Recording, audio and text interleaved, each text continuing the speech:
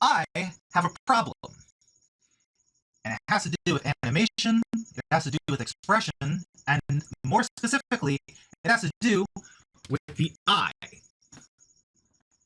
You see, a lot of the characters that I use have a full rig. They've got arms, they've got legs, they've got teeth, tongue, and eyes. But there is a small pool of them that don't have the face. So they don't have teeth, they don't have a tongue, they don't have eyes, they don't have ears, so you can't really move them. It's just a static head. So I have tried to learn, as best I could, how one could apply those features to those characters that just don't have those features, and it has been a circus.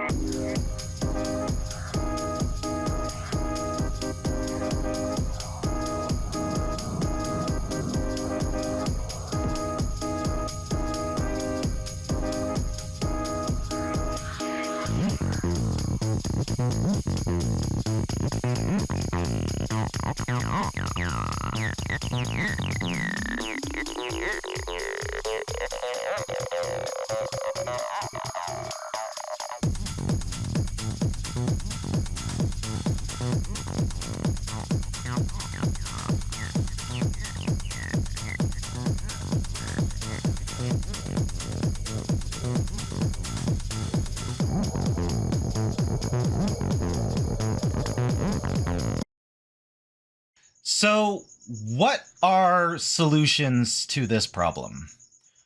Well, more shape keys is the blunt answer. So I would go over to this little box over here that allows me to move my eyelid at this point from what I've done so far. And I would just click the plus button a few more times. I wouldn't do it all at once like I'm doing now, but this is just an example and a method that I'm not using for this particular journey. So for the amount of movement that this first control does, the moment that it starts clipping, then I would go into the next correction key, and I would let that one help me move this out so that it stops clipping. And then I would proceed to do more research to figure out how to link my first control with the next correction, if that makes sense. So because right now when I move this, my correction doesn't react at all because they're not linked. But there is a way to do that, and we sort of do that from what I learned, but that what I just described sounds chaotic, it sounds daunting, and frankly, it kind of sounds like I'm a chemistry teacher. It kind of makes me want to go to bed and not want to do any of this at all. So, what happened was I stumbled upon this video. And this guy shared a good bit of info that really sped up what I was struggling with before. I won't get into the details. After all, this is more the journey, not so much like the nitty-gritty process. Does that make sense? Check out the video. Maybe what helped me can help you. But this is what I learned from that video.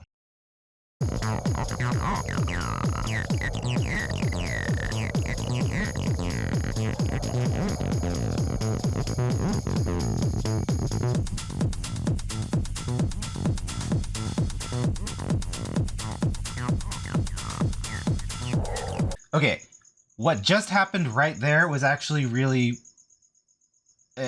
not a breakthrough, but it's really exciting because when I was doing this just to practice before recording all of this, this Z factor, this Z control correction, I guess, it didn't do anything really, like, or at least I didn't notice anything. But now that I'm moving it and I'm seeing that little merp there,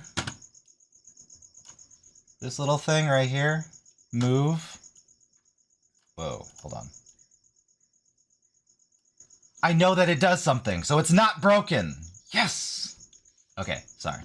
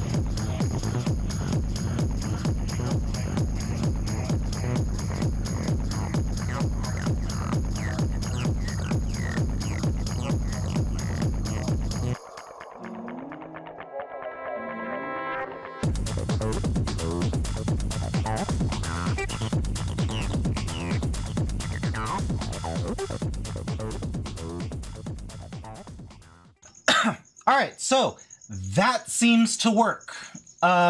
It's still a little janky and needs a little bit of smoothing, but I mean, the solution is there. And then all I have to do is add an armature. Is add one of these bad boys and then have that talk to this singular control here, and then we're basically done. So the rotation of this guy could then affect the control of this key, and then they can work together.